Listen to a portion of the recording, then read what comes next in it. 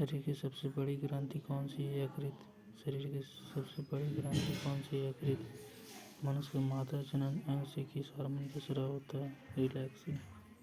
मनुष्य के मादा जनन अंग से किस हार्मोन का स्राव होता है? रिलैक्सिन।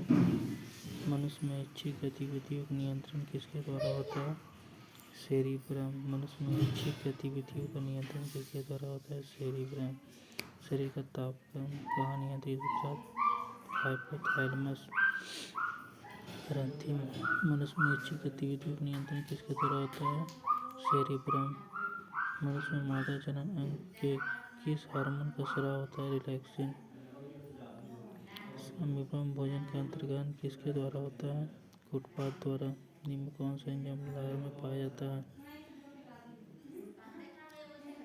काइलिन। वह प्रक्रिया जिसके द्वारा मनुष्य श्वास ग्रहण करता है तथा छोड़ता है वह कहलाता है श्वासोच्छ्वास। ऊर्जा उत्पादन के लिए कोशिका प्राय किसका प्रयोग करती है? ग्लूकोज का। किस अभिक्रिया द्वारा पौधे में ऑक्सीजन बाहरी वातावरण से कोशिकाओं में पहुंचता है? विसरण द्वारा। श्वसन की अभिक्रिया में खाद्य पदार्थों की परिणति क्या कहलाती है? विघटन। खाद्य पदार्थों का पौधे में हस्तांतरण मुख्य रूप कौन सा है? सुक्रोज। खाद्य पदार्थों का पौधों में हस्तांतरण का मुख्य रूप कौन सा है? सुक्रोज। एक स्वस्थ मनुष्य का रक्तचाप होता है 120/80। एक बार फिर से देख लेते हैं। शरीर की सबसे बड़ी ग्रंथि कौन सी है? यकृत। मनुष्य में मादा जनन से किस हार्मोन का स्राव होता है? रिलैक्सिन। मनुष्य में ऐच्छिक गतियों का नियंत्रण किसके द्वारा होता है? सेरिब्रम। शरीर का तापक्रम कहाँ नियंत्रित होता है? हाइपोथैलेमस। अमीबा में भोजन का अंतर्ग्रहण किसके द्वारा होता है? उत्पाद। निम्न में कौन सा एंजाइम लार में पाया जाता है? टाइलिन। वह प्रक्रिया जिसके द्वारा मनुष्य श्वास ग्रहण करता है तथा छोड़ता है श्वासोच्छ्वास। ऊर्जा उत्पादन के लिए कोशिका प्राय किसका उपयोग करती है? ग्लूकोज। किस अभिक्रिया द्वारा पौधे में ऑक्सीजन बाहरी वातावरण से कोशिकाओं में पहुंचता है? विसरण। श्वसन की अभिक्रिया में खाद्य पदार्थों की परिणति क्या होती है? विघटन। खाद्य पदार्थों के पौधे में हस्तांतरण का मुख्य रूप कौन सा है? सुक्रोज। एक स्वस्थ मनुष्य का रक्तचाप होता है 120/80। मनुष्य के मस्तिष्क की बाहरी झिल्ली है ड्यूरामीटर। मनुष्य की मस्तिष्क की बाहरी झिल्ली है ड्यूरामीटर। मनुष्य के मस्तिष्क की बाहरी झिल्ली है ड्यूरामीटर। मनुष्य की सूंघने की क्षमता को नियंत्रित करता है धारणेन्द्रिय पाली। मनुष्य की सूंघने की क्षमता को नियंत्रित करता है धारणेन्द्रिय पाली। मनुष्य में बुद्धि एवं चतुराई का केंद्र है सेरिब्रम। मनुष्य में बुद्धि एवं चतुराई का केंद्र है सेरिब्रम। मनुष्य में बुद्धि एवं चतुराई का केंद्र है सेरिब्रम। रक्त में ग्लूकोज की मात्रा नियंत्रित करता है इंसुलिन के कारण। रक्त में ग्लूकोज की मात्रा को नियंत्रित करता है इंसुलिन के कारण। रक्त में ग्लूकोज की मात्रा नियंत्रित रहता है ग्लूकोज के कारण इंसुलिन के कारण। रक्त में ग्लूकोज की मात्रा नियंत्रित रहता है इंसुलिन के कारण। रक्त में ग्लूकोज की मात्रा नियंत्रित रहता है इंसुलिन के कारण। ऑक्सीजन क्या है? ऑक्सीजन एक एंजाइम है। ऑक्सीजन क्या है? ऑक्सीजन एक एंजाइम है। जैव प्रक्रम के अंतर्गत कौन आता है? जैव प्रक्रम के अंतर्गत कौन आता है? सभी। जैव प्रक्रम के अंतर्गत पोषण उत्सर्जन श्वसन सभी आते हैं। जैव प्रक्रम के अंतर्गत पोषण उत्सर्जन और श्वसन सभी आते हैं। गोबर छत्ता किसके अंतर्गत आता है? मृत जीवी। गोबर छत्ता किसके अंतर्गत आता है? मृत जीवी। गोबर छत्ता किसके अंतर्गत आता है? मृत जीवी। वायुमंडल में सामान्यतः CO2 पाया जाता है 0.03%। वायुमंडल में CO2 सामान्यतः पाया जाता है 0.03%। वायुमंडल में सामान्यतः CO2 पाया जाता है 0.03%। छाया पनपने वाले पौधे को कहते हैं जियोकार्ड्स। छाया में पनपने वाले पौधों को कहते हैं जियोकार्ड्स। छाया में पनपने वाले पौधे को कहते हैं जियोकार्ड्स। मनुष्य में मुख्य श्वसन अंग है फेफड़ा। मनुष्य में मुख्य श्वसन अंग है फेफड़ा। निम्न कौन सी बीमारी श्वसन तंत्र से संबंधित है? टीबी और निमोनिया। निम्न कौन सी बीमारी श्वसन तंत्र से संबंधित है? टीबी और निमोनिया। उच्च रक्तचाप की अवस्था को क्या कहते हैं? हाइपरटेंशन। एक बार फिर से देख लेते हैं। मनुष्य की मस्तिष्क की बाहरी झिल्ली या ड्यूरामेटर। मनुष्य की मस्तिष्क की बाहरी झिल्ली या ड्यूरामेटर मनुष्य सुनने की क्षमता को नियंत्रित करता है। सेरेब्रम नहीं, मनुष्य सुनने की क्षमता को नियंत्रित करता है घ्राणेंद्रिय पाली। मनुष्य सुनने की क्षमता को नियंत्रित करता है घ्राणेंद्रिय पाली।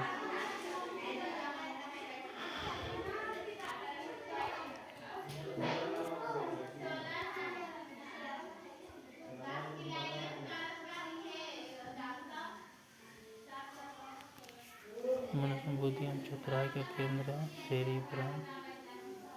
रक्त में ग्लूकोज की मात्रा नियंत्रित होता है इंसुलिन के कारण। ऑक्सीजन है एंजाइम। जैव प्रक्रिया के अंतर्गत आते हैं पोषण, उत्सर्जन, श्वसन। सभी गोबर छत्ते किसके अंतर्गत आता है? गोबर छत्ते। मृत जीवों का प्रजाति वायुमंडल में सामान्यतः CO2 0.03% पाया जाता है। छाया में पनपने वाले पौधे को जियोपाइट्स कहते हैं। मनुष्य में मुख्य श्वसन अंग है फेफड़ा। निम्न कौन सी बीमारी श्वसन तंत्र से संबंधित है? Pneumonia, TB. उच्च रक्तचाप की अवस्था को हाइपरटेंशन कहते हैं। मछली में उत्सर्जित पदार्थ क्या है? अमोनिया। मछली में उत्सर्जित पदार्थ क्या है? अमोनिया। पौधे में आवश्यकता से अधिक जल किस प्रक्रिया द्वारा बाहर निकाले जाते हैं? वाष्पोत्सर्जन। निम्न किसे प्रकाशीय संश्लेषी अंगक कहते हैं? पत्ती। निम्न में किसे प्रकाश संश्लेषी अंगक कहते हैं? पत्ती। पौधे में गैसों के आदान प्रदान के लिए होते हैं रंध्र। पौधे में गैसों के आदान प्रदान के लिए होते हैं रंध्र। फेफड़ा का आकार होता है शंक्वाकार। फेफड़ा का आकार होता है शंक्वाकार। भोजन का पाचन किस प्रकार की अभिक्रिया है? उपचयन अभिक्रिया। भोजन का पाचन किस प्रकार की अभिक्रिया? उपचयन अभिक्रिया। हार्मोन शब्द का नामकरण किसने दिया? बेलिस एवं स्टार्लिंग ने। पृथक्करण का नियम किसने दिया? मेंडल ने। पृथक्करण का नियम किसने दिया? मेंडल ने। जीव विज्ञान शब्द का प्रयोग सर्वप्रथम किसने किया था? लेमार्क एवं ट्रेवीरेनस ने।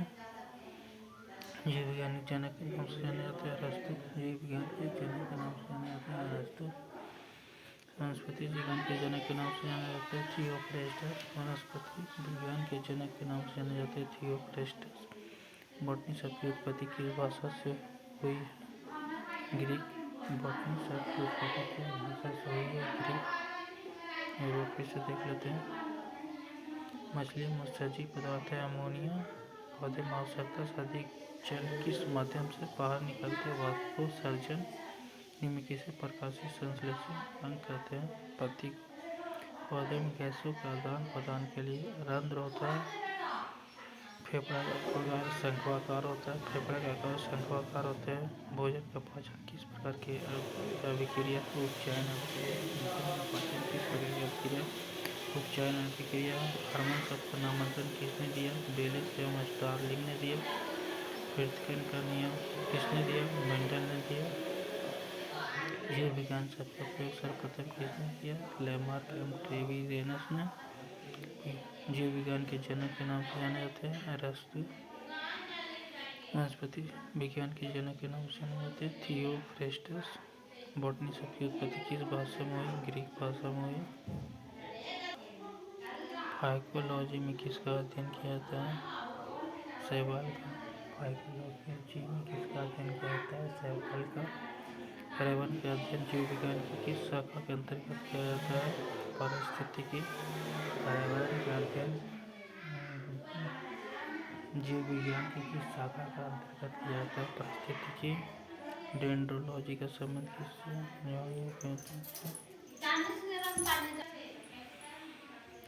पुष्पोग्रथीन कहलाता है। एंथोलॉजी पुष्पोग्रथीन कहलाता है। एंथोलॉजी वनस्पति संवर्धन से संबंधित विज्ञान की शाखा है। हॉर्टिकल्चर वनस्पति संवर्धन से संबंधित विज्ञान की शाखा हॉर्टिकल्चर। स्पोर्मोलॉजी में किसका अध्ययन किया जाता है? बीज का। एग्रोस्टोलॉजी में किसका अध्ययन किया जाता है? घासों का। पीडोलॉजी में किसका अध्ययन किया जाता है? भूमि का। पौधे के नाम देने वाले विज्ञान को क्या कहते हैं? वर्गीकी। पौधे के नाम देने वाले विज्ञान कहलाता है वर्गीकी। किसका वर्गीकी का पितामह कहा जाता है? लिनियस को। निम्नलिखित में किसे वर्गीकी का पितामह कहा जाता है? लिनियस को। सूक्ष्मजीव मिलते हैं रेतीली मिट्टी में, लवण युक्त पानी में, दलदल भूमि में। सूक्ष्मजीव पाए जाते हैं रेतीली मिट्टी में, लवण युक्त पानी में, दलदल भूमि में। वृद्धि करते हैं जीवित कोशिका में वर्गी से देख लेते हैं। पैथोलॉजी में किसका अध्ययन किया जाता है? शैवाल का। अध्ययन जीव विज्ञान किस चीज की शाखा का अंतर्गत किया जाता है? पारिस्थितिकी। एंडोलॉजी का संबंध है झाड़ियों के अध्यक्ष से पुष्पों का अध्ययन कराता है। एंथोलॉजी वनस्पति संबंध से संबंधित विज्ञान की शाखा कहते हैं। हॉर्टिकल्चर। स्पोर्मोलॉजी में किसका अध्ययन किया जाता है? बीज का। एग्रोस्टोलॉजी में किसका अध्ययन किया जाता है? घासों का। पीडोलॉजी में किसका अध्ययन किया जाता है? भूमि का। पौधे का नाम देने वाले विज्ञान को कहते हैं वर्गीकी। निम्नलिखित में किसे वर्गीकी का पितामह कहा जाता है? लिनियस को। वृद्धि करते हैं जीवित कोशिका। साबूदाना कैसे बनाया जाता है? फलों के अध्ययन को पोमोलॉजी। निम्नानुपत्ति के प्रतिपादक हैं लिनियस।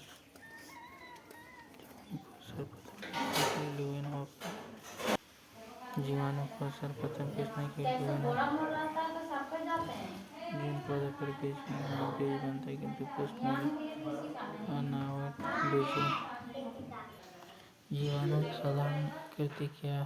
जीवाणु की साधारण आकृति क्या है? छाल रूपी। जो जीवाणु आकार में सबसे छोटे होते हैं वह क्या कहलाते हैं? गोलाणु। जो जीवाणु आकार में सबसे छोटे होते हैं क्या कहलाते हैं? गोलाणु। निम्नलिखित कौन सा रोग बैक्टीरिया से होता है? तपेदिक। निम्नलिखित में कौन सा रोग बैक्टीरिया से होता है? तपेदिक। मानव की आंत में पाए जाने वाले जीवाणु हैं एस्चेरिशिया कोलाई। मानव की आंत में पाए जाने वाले जीवाणु हैं एस्चेरिशिया कोलाई। एंटीबायोटिक्स अधिकांशतः पाए जाते हैं जीवाणुओं में। एंटीबायोटिक्स अधिकांशतः पाए जाते हैं जीवाणुओं में। सबसे छोटा जीव कौन सा है? माइक्रोप्लाज्मा। निम्नलिखित में कौन सा रोग जीवाणु के कारण होता है? हैजा। एक फिर से देख लेते हैं।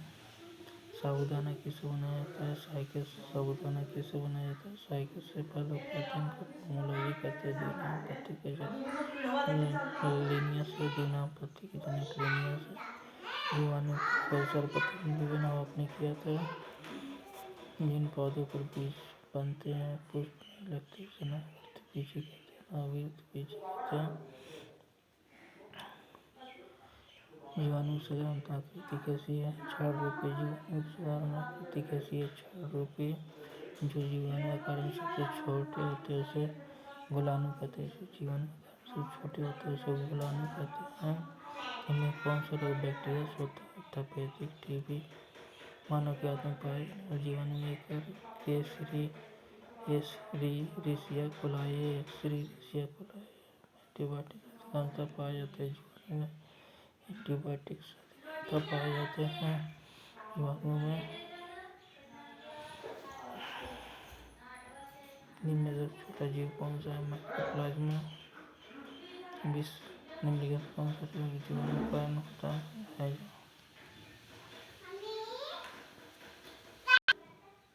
निम्नलिखित किसके कारण दूध खट्टा होता है? बैक्टीरिया के कारण। निम्नलिखित किसके कारण दूध खट्टा होता है? बैक्टीरिया के कारण। निम्नलिखित कौन सा रोग जीवाणु से? कुष्ठ के कारण। निम्नलिखित कौन सा रोग जीवाणु से?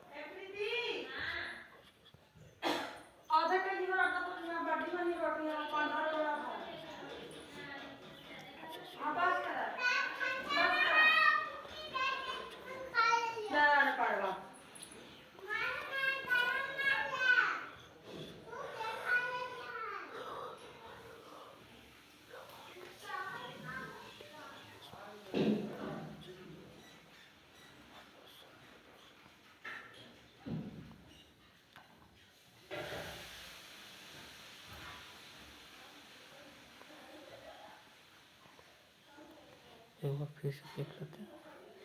निम्नलिखित किसके द्वारा दूध इकट्ठा होता है? बैक्टीरिया का। निम्नलिखित किसके द्वारा दूध इकट्ठा होता है? बैक्टीरिया। बहुत सारे जीवाणु संक्रमण के कारण होता है। कुष्ठ रोग। सर्वप्रथम विषाणु खोज किसने की? टीके का विकास किसने किया? एडवर्ड जेनर ने। दूध के दही रूप में जमने के कारण क्या? लैक्टोबैसिलस।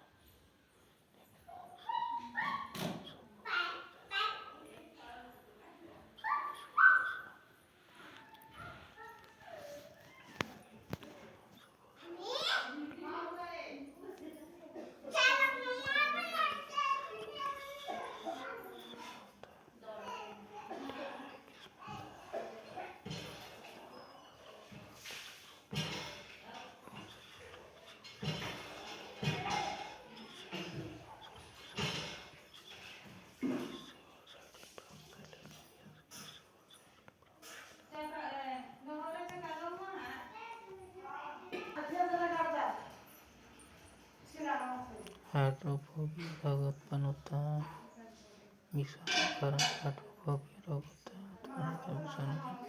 निम्नलिखित में किसमें एंजाइम नहीं होते हैं? किसमें एंजाइम्स नहीं होते हैं? किसमें एंजाइम्स नहीं होते? विषाणु में क्षति करने विषाणु गर्भपात पर उत्पन्न होता है। हाइड्रोफोबिक क्षति करने विषाणु गर्भपात पर उत्पन्न होता है। हाइड्रोफोबिक विषाणु जनित रोग के जनित रूप से विषाणु विषाणु मालूम मुझे कोई प्रकार है। विषाणु मालूम मुझे कोई प्रकार है। विषाणु जंतु में वाली प्रोटीन मात्र किसके कारण उत्पन्न होती है?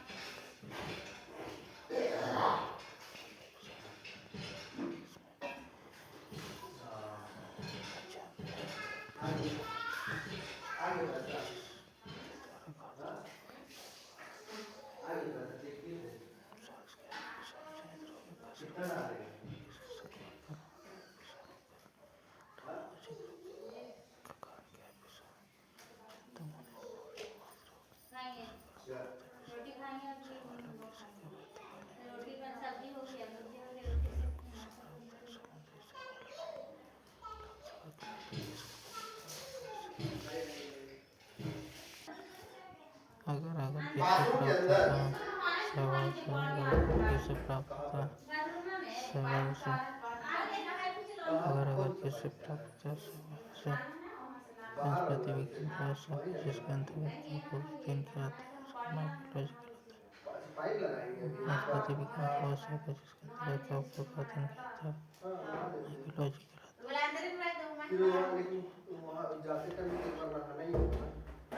कोशिका भित्ति किसकी बनी?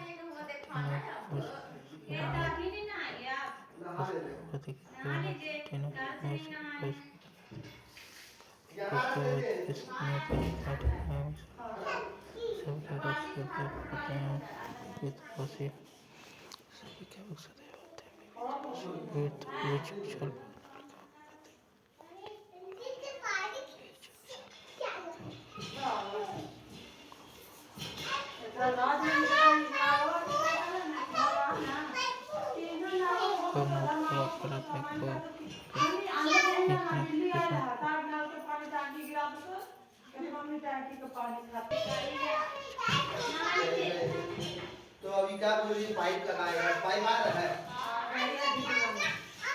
मोटर लगेगा मोटर तो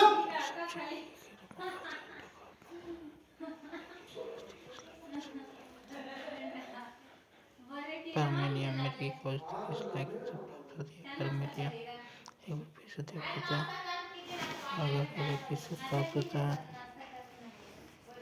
शैवाल से अगर किसे प्राप्त होता है। शैवाल से वनस्पति विज्ञान की वह शाखा जिसके अंतर्गत कवकों का अध्ययन किया जाता है वह कहलाता है माइकोलॉजी। कवकों कोशिका भौतिकी इसकी बनी होती है केराटिन एवं म्यूसिलेज की। सभी कवक सदैव होते हैं विविध पोषी।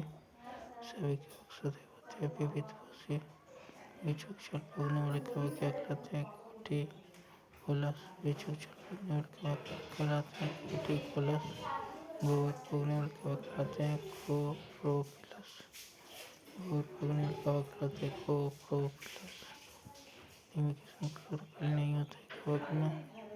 खाली जगह में उगने वाले लाइकेन को क्या कहते हैं? Sexy holes. खाली चट्टानों पर उगने वाले लाइकेन को क्या कहते हैं? लाइकेन को सब्जी कहते हैं। यदि किस लाइकेन से प्राप्त होती है परमेलियन में की काष्ठी किस लाइकेन से प्राप्त होती है परमेलियन?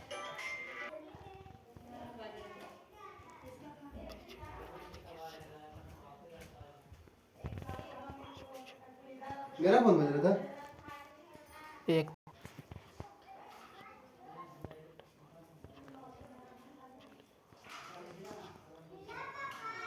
हाँ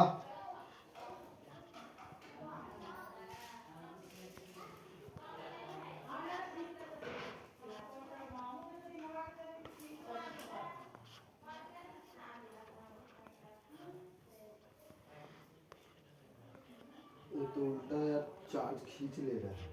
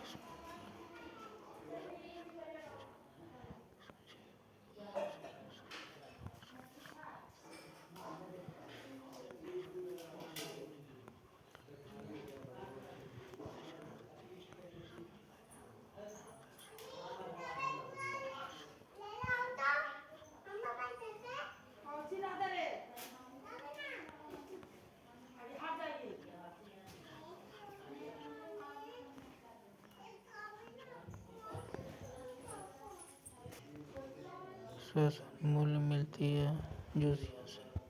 श्वसन मूल्य मिलती है जूसिया में। श्वसन मूल्य मिलती है जूसिया में। कौन सा एक जोड़ नहीं है? आलू। निम्न में कौन सा एक जोड़ नहीं? आलू। स्तंभ मूल्य पाई जाती है करने में। स्तंभ मूल्य पाई जाती है स्तंभ मूल्य पाई जाती है करने में।